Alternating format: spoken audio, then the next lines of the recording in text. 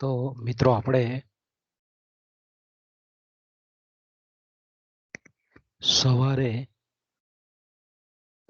કરવેરાની બાબતમાં પ્રત્યક્ષ કરવેરા કોને કહેવાય અને પરોક્ષ કરવેરા કોને કહેવાય, પ્રત્યક્ષ કરવેરાના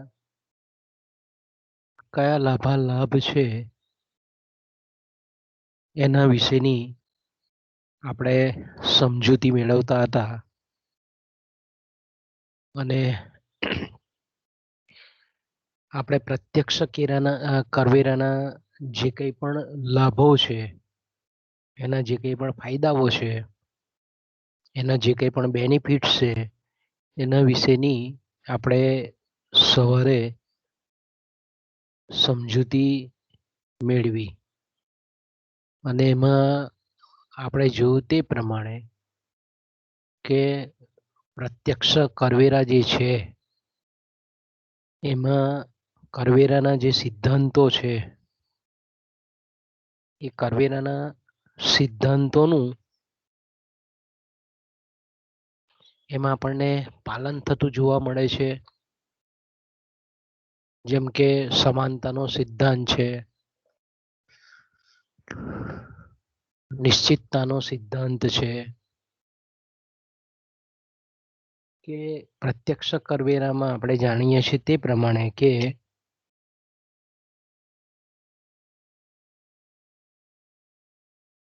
જે વ્યક્તિ જેટલી પણ આવક કમાય છે એ સંદર્ભમાં એને એટલો વેરો ભરવાનો થતો હોય છે. બીજું આપણે જોયું તે પ્રમાણે કે પ્રત્યક્ષ કરવેરા એ નિશ્ચિતતાના સિદ્ધાંત અનુસાર હોય છે.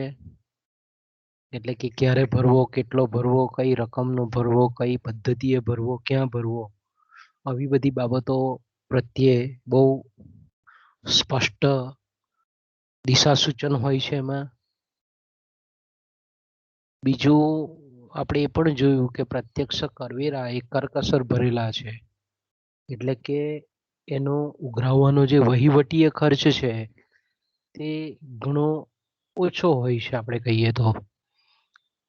તો તેવા સંજોગોમાં આપણે એમ કહીએ કે પ્રત્યક્ષ કરવેરા જ્યારે પણ સરકાર નાખતી હોય છે ત્યારે સરકારની તિજોરીમાં કર પેટે જે ઉઘરાવેલી રકમ છે તેનો ઘણો બધો મોટો ભાગ એ સરકારી તિજોરીમાં જમા થાય છે. બીજું આપણે એ પણ જોયું કે પ્રત્યક્ષ કરવેરા એ સ્થિતિસ્થાપકતાના સિદ્ધાંતને પણ વરેલા છે. કારણ કે કરવેરાના દરમાં સહેજ વધઘટ કરે તો આવકમાં ઘણો બધો વધારો થઈ શકે છે. એ જ રીતે સામાન્ય રીતે પ્રત્યક્ષ કરવેરા એ ઉત્પાદક પણ છે. એટલે કે દેશના લોકોની જો આર્થિક પરિસ્થિતિ સુધરે, સમૃદ્ધિ આવે તો આવક અને મિલકત વધવાની સાથે પ્રત્યક્ષ કરના દરોમાં પણ વધારો આપણને થતો જોવા મળે છે. એ જ રીતે આપણે એ પણ જોઈ ગયા કે પ્રત્યક્ષ કરવેરામાં કરાઘાત અને કર સંપાત એ બંને એક જ વ્યક્તિ પર હોય છે. એટલે કર ભરનાર વ્યક્તિ એ દેશની આર્થિક નીતિ અથવા તો રાજ્યની જે કંઈ પણ નીતિઓ છે એ અંગે જાગૃત બની અને જ્યાં પણ લોકોને એવું લાગે કે ભાઈ આ સરકાર ખોટો ખર્ચ કરે છે તો ત્યાં એક જાગૃત નાગરિક તરીકે પ્રત્યક્ષ કરવેરા ભરનાર વ્યક્તિ એ પોતાનો વિરોધ વ્યક્ત કરે છે. એટલે પ્રત્યક્ષ કરવેરા એ નાગરિકત્વની ભાવના પણ વિકસાવે છે. ઓકે, હવે આપણે એના લાભો જોયા પ્રત્યક્ષ કરવેરાના. એના કેટલાક ગેરલાભો પણ છે. એટલે આપણે પરીક્ષામાં તમને કોઈ વખત એવું પણ પૂછે કે ભાઈ પ્રત્યક્ષ અથવા તો સીધા કરવેરાના ગેરલાભો જણાવો. પ્રત્યક્ષ કરવેરાની મર્યાદાઓની સમજૂતી આપો, વિગતે ચર્ચા કરો. તો આપણે એમ કહી શકીએ કે પહેલું જે આપણે પ્રત્યક્ષ કરવેરાનો જે ગેરલાભ છે એ છે કરચોરી. કે પ્રત્યક્ષ કરવેરા આમ જોઈએ તો અગવડતા ભર્યા છે, કારણ કે એનું કારણ જો આપણે જોઈએ તો વ્યક્તિએ આવક, સંપત્તિ વગેરે અંગેના એક ચોક્કસ અને પદ્ધતિસરના હિસાબો રાખવા પડે, અને આ માટે વ્યક્તિઓએ, પેઢીઓએ અમુક ખર્ચ પણ ઉઠાવવો પડતો હોય છે. જે કંઈ પણ પોતાના જે આર્થિક વ્યવહારો છે વ્યક્તિ, કુટુંબ કે પેઢીના, એ હિસાબોને એને ઓડિટ પણ કરાવવા પડતા હોય છે. જે કર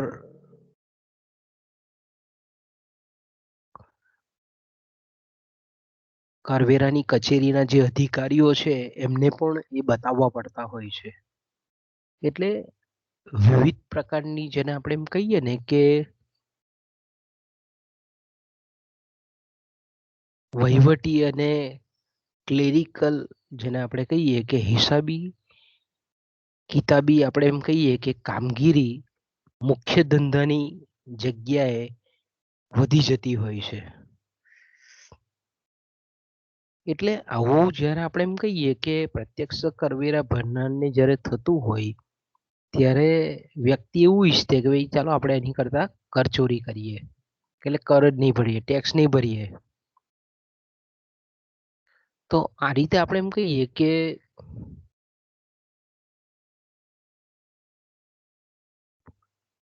વહીવટીય બાબતોને લીધે વ્યક્તિ કરચોરી આ કરવેરામાં કરતા આપણને જોવા મળે છે. બીજું આપણે જાણીએ છીએ તે પ્રમાણે કે પ્રત્યક્ષ કરવેરા ભરનાર વ્યક્તિ હોય કે પેઢી હોય, એ મોટે ભાગે એકને બદલે બે હિસાબી ચોપડાઓ રાખતા હોય છે. એટલે એકમાં ખોટા હિસાબો અને અપ્રમાણિક જેની નોંધો હોય છે તે રાખતા હોય છે.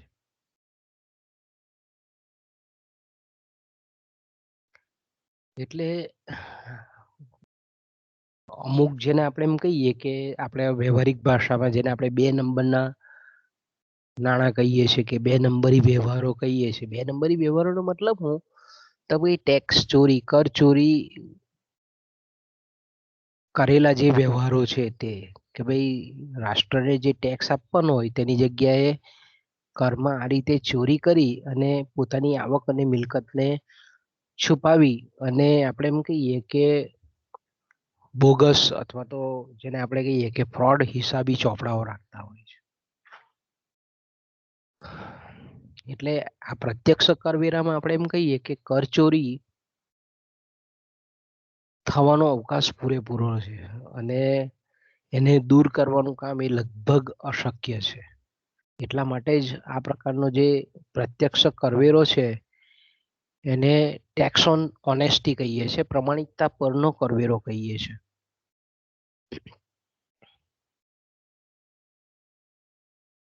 અને આપણે જોઈએ છીએ વ્યવહારિક જગતમાં કે અપ્રમાણિક વ્યક્તિઓ જે છે તેમની આવક છુપાવીને, મિલકત છુપાવીને અને અન્ય ગેરરીતિઓ આચરીને કર ભરવાની જે એમની જવાબદારી છે એમાંથી આપણને છટકી જતા જોવા મળે છે. ઓકે. બીજી જે મુશ્કેલી છે અથવા મર્યાદા છે પ્રત્યક્ષ કરવેરાના જે ગેરલાભ છે તેમાં, તો કે પ્રત્યક્ષ કરવેરામાં આપણે એમ કહીએ કે સુગમતાનો, સગવડતાનો સિદ્ધાંત એ જળવાતો નથી. કારણ કે આ પ્રકારના જે પ્રત્યક્ષ કરવેરા છે તે કેવા છે? એક સામટા ભરવાના થતા હોવાથી વ્યક્તિને આપણે એમ કહીએ કે એક માનસિક આઘાત લાગતો હોય એવું લાગે કે ભાઈ આટલા બધા વેરા મારે એક સામટા ભરવાના છે, એટલે આપણે એમ કહી શકીએ કે પ્રત્યક્ષ કરવેરામાં કરવેરા ભરનારને તેનો બોજો વધારે લાગે. કારણ કે પ્રત્યક્ષ કરની રકમ આપણે એમ કહીએ કે દર મહિને અથવા તો દર 3 મહિને કે દર વર્ષે એક સામટી રોકડ રૂપમાં આપવાની હોય છે. તેથી આપણે એમ કહીએ કે કોઈ પણ વ્યક્તિ હોય તેને જ્યારે એકદમ સામટી આવક કે સંપત્તિનો ઘટાડો થતો હોય તો લોકોને બહુ ખરાબ લાગે. આપણે એમ કહીએ કે બોજારૂપ લાગે છે. પણ આપણે જાણીએ છીએ તે પ્રમાણે કે પરોક્ષ કરવેરામાં આવી કોઈ માથાકૂટ નથી. પરોક્ષ કરવેરામાં તો કિંમતના વધારાના સ્વરૂપમાં અજાણતા આપણે એમ કહીએ કે કરવેરો વ્યક્તિ ભરી દેતો હોય છે, એટલે એને કોઈ બોજો માનસિક રીતે વર્તાતો નથી. એટલે જ્યારે એક સામટા કરવેરા ભરવાના હોય ત્યારે વ્યક્તિને ધ્રાસકો લાગે, આઘાત લાગે. અને વહીવટીય કામગીરી પણ આપણે એમ કહીએ કે પ્રત્યક્ષ કરવેરામાં વધતી હોવાથી એ અગવડતા ભર્યા વધારે લાગે. એટલે આપણે એમ કહી શકીએ કે આ એની બીજી મર્યાદા છે. પછી ત્રીજી જે મર્યાદા છે એ છે આકારણીની બાબતમાં, કે પ્રત્યક્ષ જે કરવેરા છે એ કરવેરાની જે આકારણી છે, કઈ રીતે વ્યક્તિની આવક ગણવી. કારણ કે ઘણા વ્યક્તિઓ આપણે જોઈએ છે કે નોકરી પણ કરતા હોય છે, ખેતી પણ કરતા હોય છે, પોતાની જે સ્થાવર જંગમ મિલકત છે એમાંથી ભાડા રૂપે આવક પણ કમાય છે, બેંકમાં જે કંઈ પણ બચતો છે એમાંથી વ્યાજ પણ કમાતી હોય છે વ્યક્તિ. તો આપણે એમ કહી શકીએ કે કઈ રીતે વ્યક્તિની આવક, મૂડી, મિલકત, સંપત્તિ કઈ રીતે કયા માપદંડોને આધારે એનું મૂલ્ય આંકવું, એક તો પહેલા તો મુશ્કેલ છે. એટલે મિલકત, સંપત્તિ અને મૂડીનું સાચું અને વાસ્તવિક મૂલ્ય આંકવું કોઈ પણ વ્યક્તિના સંદર્ભમાં એ ખૂબ મુશ્કેલ છે. એટલે એની અસર શું થાય તો કે ભાઈ મનસ્વીતા પણ અંદર દાખલ થાય.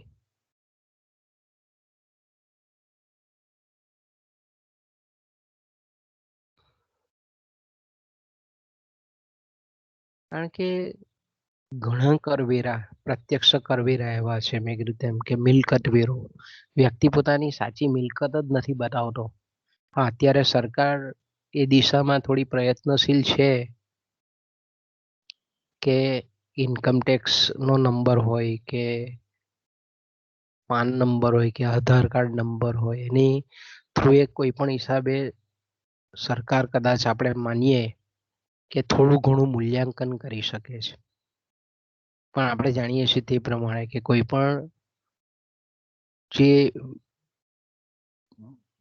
કમાનાર વ્યક્તિ છે એ મિલકત અન્યત્ર એના કુટુંબના અન્ય સભ્યોના નામ પર લે તો એ રીતે પણ એ બચી જતો હોય છે. તો અહીંયા આપણે એમ કહીએ કે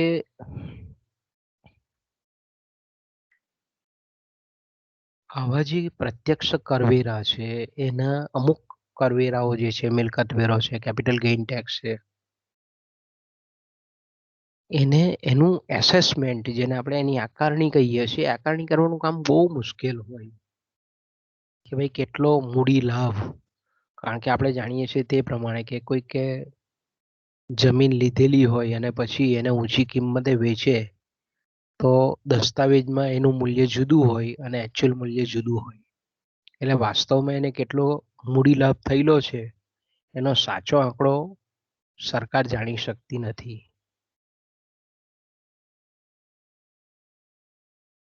તો આપણે એમ કહીએ કે વ્યક્તિની મિલકત છે, સંપત્તિ છે, આવક છે, એ બધાનું આકારણીનું કામ ખરેખર કઠિન હોય છે. એટલે પ્રત્યક્ષ કરવેરાની આપણે એમ કહીએ કે આ એક નબળાઈ છે એમ આપણે કહી શકીએ. અને એના પર જ્યારે આપણે ટેક્સ નાખવામાં આવતો હોય, આવક, સંપત્તિ, મિલકતને ધ્યાનમાં રાખીને. તો એ આપણે એમ કહી શકીએ કે ઘણી વખત સાચું મૂલ્યાંકન કરીને નખાતો હોતો નથી. ચોથી જે એની મર્યાદા છે કે ભાઈ પ્રત્યક્ષ કરવેરા જ્યારે પણ નાખવાના હોય અને જો એમાં સરકાર દ્વારા કે રાજ્ય દ્વારા જો બહુ સૂઝબૂઝ કે વિવેક દાખવવામાં ન આવે તો આપણે એમ કહી શકીએ કે બચત, મૂડીરોકાણ અને ઉત્પાદન પર એની બહુ વિપરીત અસર થાય. કારણ કે જો પ્રત્યક્ષ કરવેરા બહુ ઊંચા દરે નાખવામાં આવે તો લોકોને તેમની આવકમાંથી બચત કરી અને મૂડીરોકાણ વધારવાનું મન થતું નથી. કે દાખલા તરીકે આપણે એમ કહીએ કે એક સિમ્પલ ઉદાહરણ લઈએ કે ધારો કે પ્રત્યક્ષ કરવેરો ધારો કે આવકવેરો છે અને સરકાર એવું નક્કી કરે કે આવકવેરો 40% પ્રમાણે છે ધારો કે, તો જે ધંધાદારી વ્યક્તિઓ છે, જે આવક કમાનાર વ્યક્તિઓ છે, તેવું વિચારે કે ભાઈ હું 100 રૂપિયા કમાઉં છું અને સરકારને જો મારે 40 રૂપિયા આવકવેરા પેટે આપવાના હોય તો હું બેટર છે કે હું બચાવ જ નહીં, મૂડીરોકાણ જ નહીં કરું અને કોઈ ધંધાકીય પ્રવૃત્તિ જ નહીં કરું. એટલે આપણે એમ કહી શકીએ કે બચત પણ ઓછી થાય, મૂડીરોકાણ પણ ઓછી થાય. જો ઊંચા દરે જો કરવેરા નાખવામાં આવે તો પ્રત્યક્ષ કરવેરા જો ઊંચા નાખવામાં આવે તો બચત અને મૂડીરોકાણ પર એની ઊંધી અસર આપણને થતી જોવા મળે છે. અને બચત અને મૂડીરોકાણ પર જો અવળી અસર થતી હોય, માઠી અસર જો થતી હોય તો એની રોજગારી પર અસર થાય, રાષ્ટ્રીય આવક પર અસર થાય, ઘણા બધા બીજા સામાજિક અને આર્થિક પ્રશ્નો પર એની અસર થાય.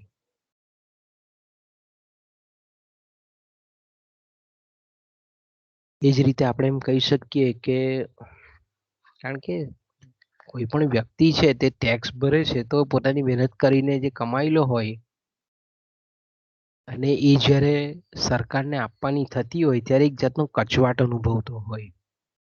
એટલે જો ઊંચા કરવેરા હોય તો એમ થાય કે ભાઈ બેટર છે કે આપણે બહુ વધારે પડતી મહેનત કરવી જોઈએ નહીં. અને એવું થાય કે એ વધારે નવરો બેસી રહે, ફુરસદનો સમય વધારે કાઢે.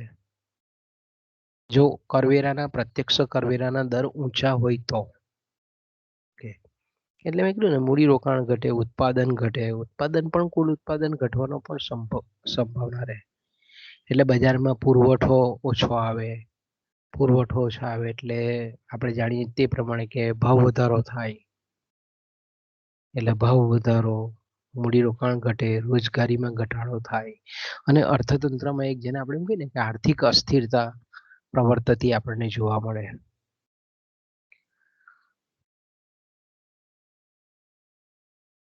એટલે આપણે ટૂંકમાં કહીએ તો પ્રત્યક્ષ કરવેરાઓ જે છે તે યોગ્ય જેને આપણે કરકસર વાળા કહીએ છીએ એવા વાસ્તવમાં પુરવાર થતા નથી. પાંચમી જેને આપણે મર્યાદા કહીએ છીએ તે મેં કીધું તેમ કે પ્રત્યક્ષ જે કરવેરા છે એમાં મનસ્વીતાપણું તત્વ સવિશેષ હોય છે.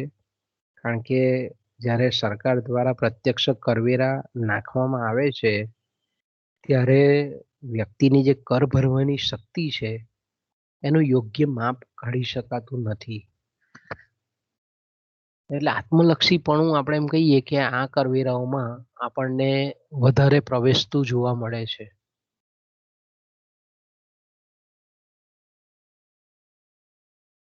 ઓકે, ત્યાર પછી આપણે એમ કહી શકીએ કે પ્રત્યક્ષ કરવેરાનો જો બીજો ગેરફાયદો આપણે જો વાત કરવી હોય તો આપણે એ રીતે કરી શકીએ કે એમાંથી સામાન્ય જે પ્રજાજન છે એ મોટે ભાગે મહદઅંશે બાકાત રહી જાય છે. કારણ કે મોટે ભાગે પ્રત્યક્ષ કરવેરા એવા કરવેરા છે કે જેમાં સમાજનો જે ઉચ્ચ વર્ગ છે, ધનિક વર્ગો છે, એને જ મોટે ભાગે સ્પર્શતા વેરાઓ છે. એટલે આપણે એમ કહીએ ને કે મધ્યમ વર્ગ અને ગરીબ વર્ગ આ કરવેરામાંથી બાકાત રહી જાય છે. સરકાર જે કંઈ પણ જાહેર ખર્ચ કરે છે તે મોટે ભાગે આપણે એમ કહીએ કે વિશાળ જે ગરીબ સમુદાય છે એનો લાભ એને મળે છે. પણ બીજી બાજુ આપણે એમ કહીએ કે એ વર્ગ પર કોઈ જાતના આવા પ્રત્યક્ષ વેરા હોતા નથી. એટલે આપણે એમ કહી શકીએ કે રાષ્ટ્ર પ્રત્યેની જે જવાબદારીઓ છે એ અંગે એક જાગૃત, જેને આપણે નાગરિક કહીએ છીએ, એ જાગૃત નાગરિક તરીકેની ફરજ આપણે એમ કહી શકીએ કે યોગ્ય રીતે બજાવી શકતા નથી. એટલે આપણે એમ કહી શકીએ કે પોતાની જે રાષ્ટ્ર પ્રત્યેની જવાબદારીઓ છે તેનું સભાનપણે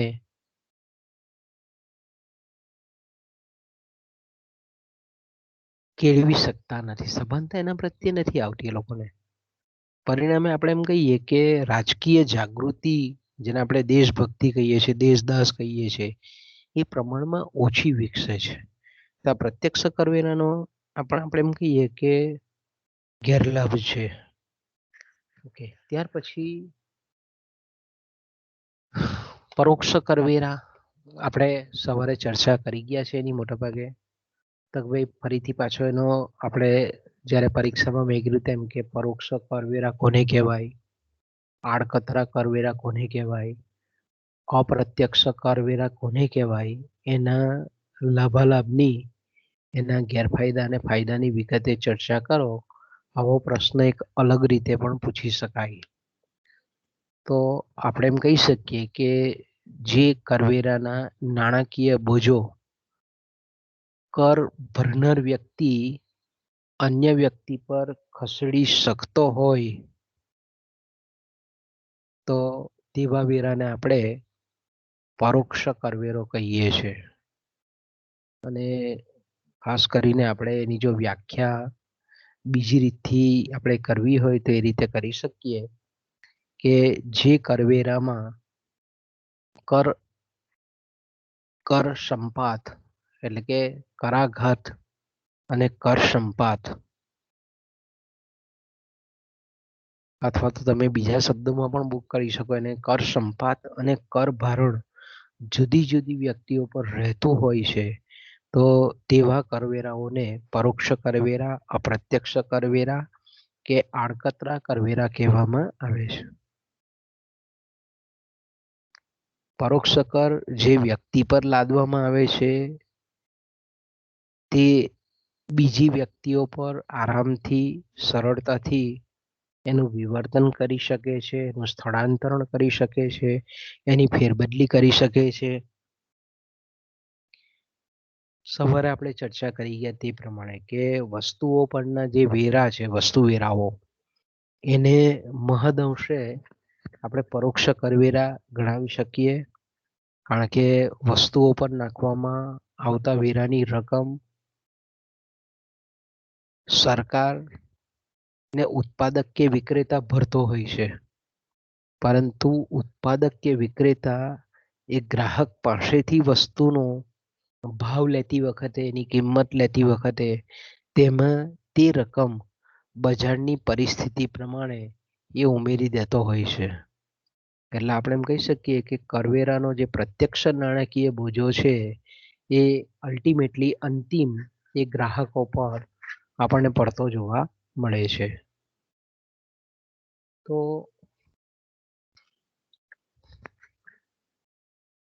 ડાલ્ટન પણ સરસ રીતે કહે છે કે જે કર કોઈ એક વ્યક્તિ પર નાખવામાં આવ્યો હોય પરંતુ તે વ્યક્તિ તે સમગ્ર કર કે તેનો અમુક આંશિક બોજો બીજી વ્યક્તિ પર ખસેડી શકતો હોય તો એવા કરને આપણે ઇનડાયરેક્ટ ટેક્સ કહીએ છીએ.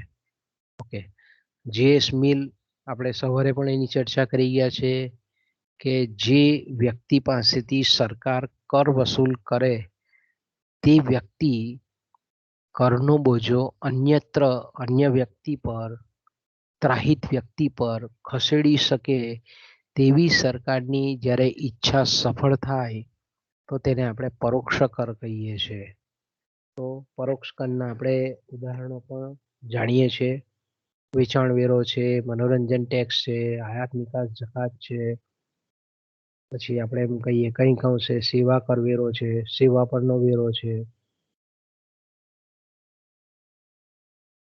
તો આ બધા જે ઉદાહરણો છે તેને આપણે પરોક્ષ કરવેરાનું ઉદાહરણ કહીએ છીએ. પરીક્ષામાં તમને આવો ટૂંકો પ્રશ્ન પણ પૂછે કે ભાઈ પરોક્ષ કરવેરાની કોઈ પણ બે વ્યાખ્યા લખો, પરોક્ષ કરવેરાના કોઈ પણ બે ઉદાહરણો આપો. તો તમારે વસ્તુઓ પરના વેરા, વેચાણ વેરો, મનોરંજન વેરો, આયાત નિકાસ જકાતો, પછી બીજું આપણે એમ કહી શકીએ કે સેવા વેરો, આ બધા વેરાઓ કેવા છે કે એકનું શિફ્ટિંગ બીજા પર, એના બોજાનું બીજા પર કરવામાં આવે છે. ખરીદી પર નાખવામાં આવતો વેરો, આ બધા જ વેરા કેવા છે જેને આપણે પરોક્ષ કરવેરા કહીએ છીએ. અથવા તો બીજા અર્થમાં આપણે એમ કહી શકીએ કે જે કરવેરાઓ આવક અને મિલકતને અનુલક્ષીને નાખવામાં ન આવતા હોય તો તેને પણ આપણે પરોક્ષ કરવેરા કહીએ છીએ. ઓકે, હવે પરોક્ષ કરવેરાના લાભાલાભ. તો કે જે રીતે આપણે પ્રત્યક્ષ કરવેરાના લાભાલાભ જોયા તે રીતે પરોક્ષ કરના પણ લાભ છે અને કેટલાક ગેરલાભ છે. તો કે પરોક્ષ કરવેરાના આપણે એમ કહીએ કે લાભમાં, ફાયદામાં, તો કે ભાઈ પહેલો જે એનો ફાયદો છે એ છે પરોક્ષ કરવેરામાં કરચોરીનું પ્રમાણ ખૂબ ઓછું હોય છે. કારણ કે કર ભરનાર વ્યક્તિ અને કર લેનાર વ્યક્તિ વચ્ચે અનેક માણસો આવેલા હોય છે.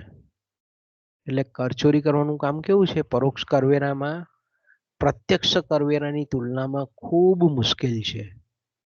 તો આપણે એમ કહી શકીએ કે વચ્ચે કર ભરનાર અને કર ઉઘરાવનાર વચ્ચે જ્યાં સુધી બધાનો સહકાર સાંપડે નહીં ત્યાં સુધી કરચોરી એ શક્ય બનતી નથી. એટલે આપણે એમ કહી શકીએ કે પ્રત્યક્ષ કરવેરામાંથી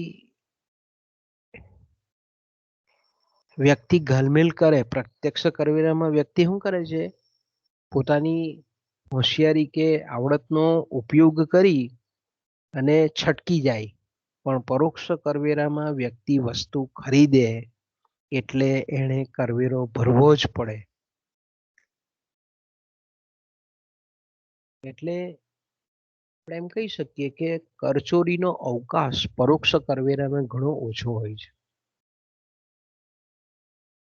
બીજો જેને આપણે લાભ કહીએ છીએ, ફાયદો કહીએ છીએ, એ છે પરોક્ષ કરવેરાનો બીજો ફાયદો એવો છે કે આ કરવેરા વધારે સગવડતા ભરેલા છે, એટલે સુગમતા ભરેલા છે.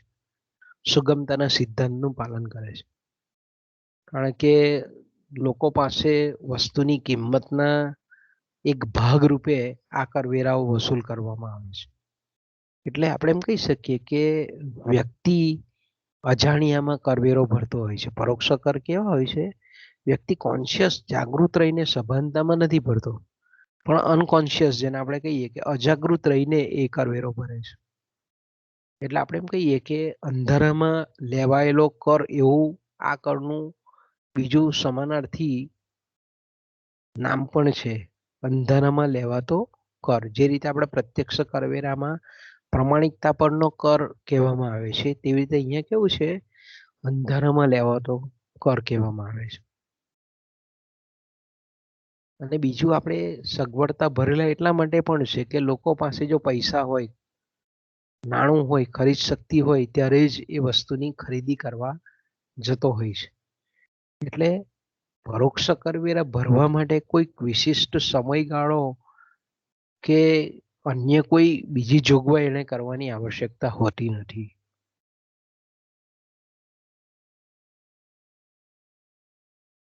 કારણ કે જ્યારે વ્યક્તિ વસ્તુ ખરીદે ત્યારે જ એને ચૂકવવો પડે છે કરવેરો, પરોક્ષ કર. નહીં ખરીદે તો કોઈ પણ જાતનો કરવેરો ચૂકવવો પડતો નથી. બીજું આપણે એમ કહીએ કે વ્યક્તિએ એક સામટો પ્રત્યક્ષ કરમાં જે રીતે એક સામટો કરવેરો ભરવાનો હોય, મંથલી, ક્વાર્ટરલી કે માસિક, તેની જગ્યાએ અહીંયા તો આપણે એમ કહીએ કે એક સામટો ચૂકવવો પડતો નથી. એટલે વ્યક્તિને કરવેરાનો બોજ કેવો લાગે છે? ઓછો લાગે છે. લાગે નહીં એમ. હસતા હસતા એ વસ્તુ ખરીદી લે અને એમાં એ ભરી લેતો હોય ટેક્સ. એટલે કોઈ એને અહેસાસ નથી થતો કે ભાઈ મારા ખિસ્સામાંથી આ પરોક્ષ કરવેરાની રકમ ગઈ. એટલે એ રીતે આપણે એમ કહી શકીએ કે પરોક્ષ કરવેરા એ વધારે સગવડતા ભરેલા છે.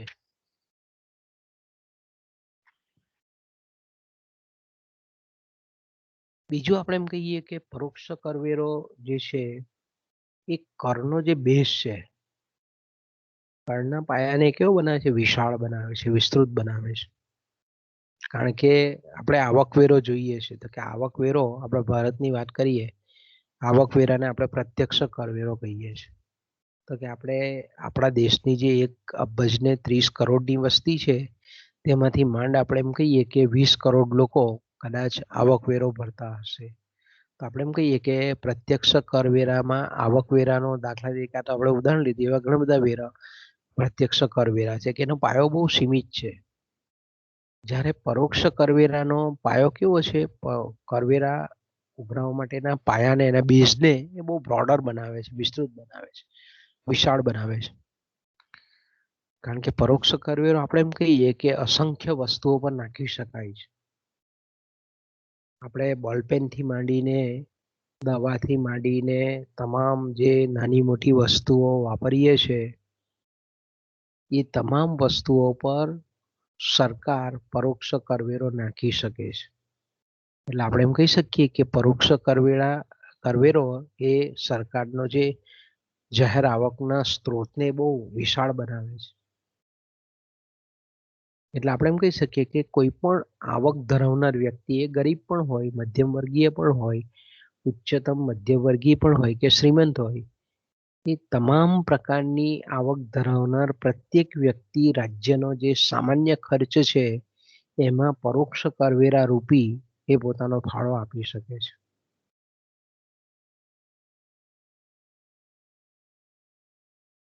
બીજું આપણે જાણીએ છીએ તે પ્રમાણે કે પરોક્ષ કરવેરા કેવા છે? ઉત્પાદક છે, પ્રોડક્ટિવ છે. કારણ કે જીવન જરૂરી કે સામાન્ય વપરાશની ચીજ પર જ્યારે નાખવામાં આવતા હોય ત્યારે તેનો પાયો ઘણો વિશાળ બને, એટલે ઘણી બધી આવક તેને લીધે પ્રાપ્ત થાય. વેરાનો દર એક જ સહેજ જ આપણે એમ કહીએ કે વેરાનો જે દર છે તે સહેજ વધારવામાં આવે તો ઘણી બધી આવક એ સરકારને ઉપલબ્ધ થાય, ઊભી થાય.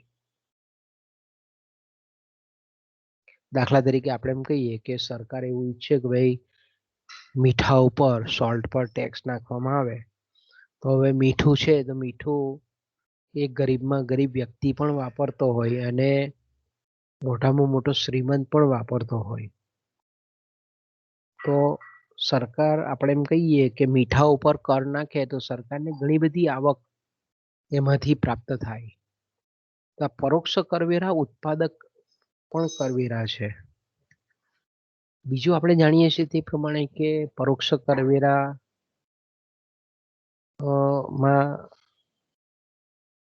જીવન જરૂરિયાતની જે સરખામણીમાં આપણે એમ કહીએ કે સુખ સગવડની કે વૈભવી કે ભોગવિલાસની જે વસ્તુઓ છે એના પર ઊંચા દરે કરવેરા નાખી શકાય છે. પરોક્ષ કરવેરામાં આ રીતે આપણે એમ કહીએ કે ભેદભાવ રાખી શકાય છે કે ભાઈ જીવન જરૂરી વસ્તુ છે તેના પર ઓછા દરે કરવેરો નાખવામાં આવે અને સુખ સગવડની કે મોજશોખની જે ભોગવિલાસની વસ્તુઓ છે એના પર ઊંચા દરે કરવેરો નાખવામાં આવે.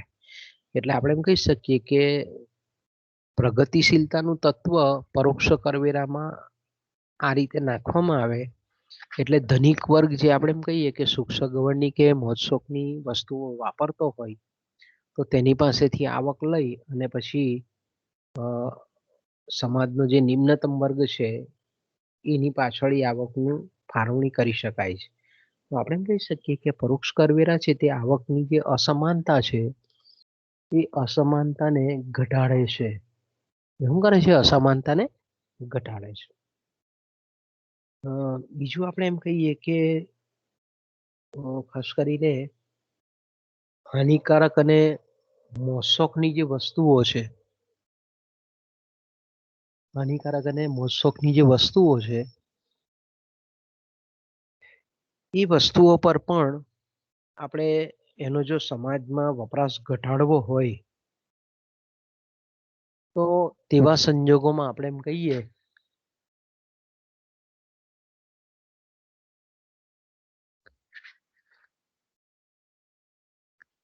તો તેવા સંજોગોમાં આપણે એમ કહીએ કે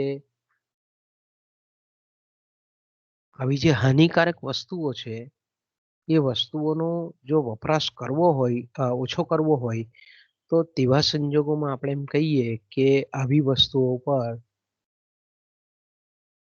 વધારે કરવેરો નાખવામાં આવે. અને આપણે જોઈએ છીએ કે દાખલા તરીકે જ્યારે બજેટ બહાર પડે છે ત્યારે તમાકુ કે તમાકુની પ્રોડક્ટ પર સરકાર વધારે કરવેરા નાખે. કારણ કે જેટલા કર વધારે એટલી આપણે એમ કહીએ કે વસ્તુઓ મોંઘી થાય. આવી વસ્તુઓનો વપરાશ છે તો સામાજિક કલ્યાણમાં ઘટાડો કરે છે. તો સામાજિક કલ્યાણનો આપણે એમ કહીએ કે વધારો કરવો હોય તો આવી જે વસ્તુઓ છે, દારૂ છે, તાળી છે, ગાંજો છે, તમાકુ છે, સિગરેટ છે, અફીણ છે, આવી વસ્તુઓ પર જબરજસ્ત કરવેરો નાખવામાં આવે, પરોક્ષ કરવેરાઓ નાખવામાં આવે અને પરિણામ સ્વરૂપ એની માંગ ઘટે અને પરિણામ સ્વરૂપ એનું ઉત્પાદન પણ ઘટે.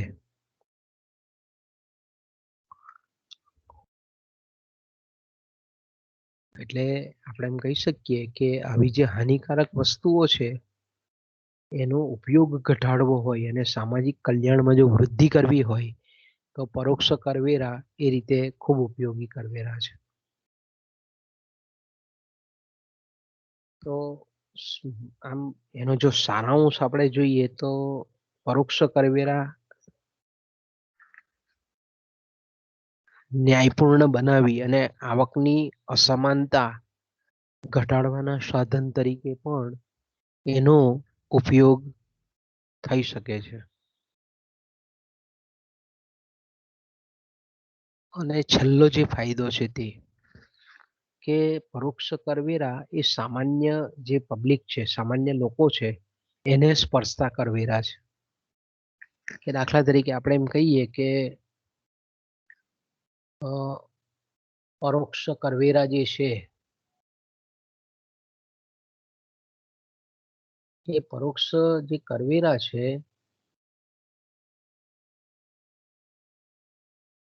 તેમાં આપણે જોઈ શકીએ છીએ તે પ્રમાણે કે ગરીબ વર્ગ છે, મધ્યમ વર્ગ છે અને શ્રીમંત વર્ગ છે. એ ત્રણ વર્ગના લોકો વસ્તુ ખરીદતા હોય છે અને વસ્તુ ખરીદીના બદલામાં પરોક્ષ કરવેરાઓ ભરતા હોય છે. એટલે આપણે એમ કહી શકીએ કે આ સમાજના બધા જ વર્ગ પર પરોક્ષ કરવેરા નાખી શકાય છે. અને આપણે એમ કહી શકીએ કે એના દ્વારા જે કંઈ પણ કરવેરાની આવક સરકાર પ્રાપ્ત કરે અને આર્થિક વિકાસ અને આર્થિક આયોજન જ્યારે કરતી હોય ત્યારે એમાં જે ગરીબનો સમાજનો જે ગરીબ વર્ગ છે એનો પણ ફાળો મેળવી શકાય.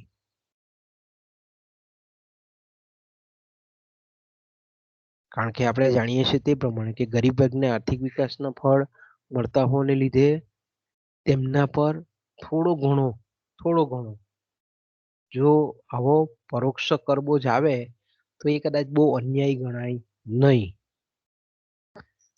એટલે આપણે એમ કહી શકીએ કે પરોક્ષ કરવેરાના આટલા લાભો છે. તો બાળકો અહીંયાથી આપણે અટકીએ. કાલે આપણે જોઈશું પાછા. કાલે આપણે પરોક્ષ કરવેરાના જે ગેરલાભો છે એની આપણે ચર્ચા કરીશું. તો બાળકો અહીંયા આપણે આપણી મીટિંગને વિરામ આપીએ. અહીંયા આપણે પૂરું કરીએ છીએ.